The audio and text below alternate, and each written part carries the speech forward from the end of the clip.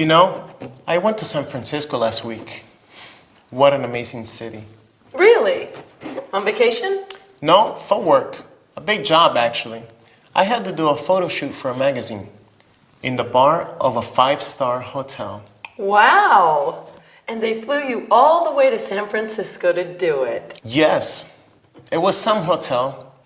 The bar was on the top floor with a roof terrace, a great view of the city. How many floors were there? 10. I hope there was an elevator. Yes, not a normal hotel lift. It was like a space capsule with a bellboy, and the reception was in a glass bubble suspended between the ground floor and the first floor. Sounds cool. And the chambermaids were like models. All beautiful girls wearing white catsuits. Wow. I'm sure. Not as beautiful as you, of course. Of course. What is a beautiful, talented girl like you doing in a place like this? What? Would you like to come to Rome with me next week? To Rome? Yes. I'm going to the opening of a Caravaggio exhibition. Why don't you come with me? I could reserve a room for you in the same hotel as me. It's more like a bed and breakfast, guest house really. But there is room service, a buffet breakfast, and we can eat out in the evening. I know some great restaurants. Hold it. Why should I go to Rome with you? Why not? Because I don't know you, for one. You can get to know me, and I'd like a general outsider's perspective on the exhibition. Outsider? Outside the world of art. Actually, I studied history of art at university. Thanks for the invite, but I'm busy next week. All week.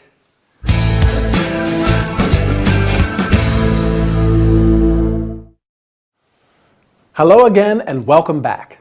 I don't think Archie got the reaction he expected from Emily. She was a little offended by his invitation, or invite, as she calls it. But let's get started with our training session. How does he invite her? Remember? Would you like to come to Rome with me next week? Why don't you come with me? He probably thought he was charming her with all the details about the hotel and the trip, but she turns him down. Now, as I want to talk about hotel and accommodation related terms, I'm going to use Archie's descriptions of the five-star hotel in San Francisco and the bed and breakfast in Rome to help me. I have to admit, the five-star hotel does sound interesting. Do you remember what it was like? The reception was in a glass bubble suspended between the ground floor and the first floor. What do we call the person who works at the reception? The British term is hotel receptionist, and in the US it's hotel clerk. The person at the door of five-star hotels is traditionally called the doorman, but door person is more politically correct. In the UK, they say the hall porter. Going back to the hotel in San Francisco, the lift or elevator was like a space capsule with a bellboy.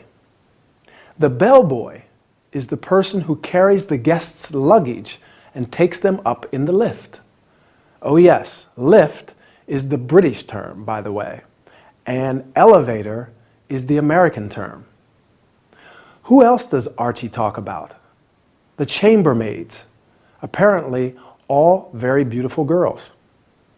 A chambermaid cleans and takes care of the bedrooms in a hotel.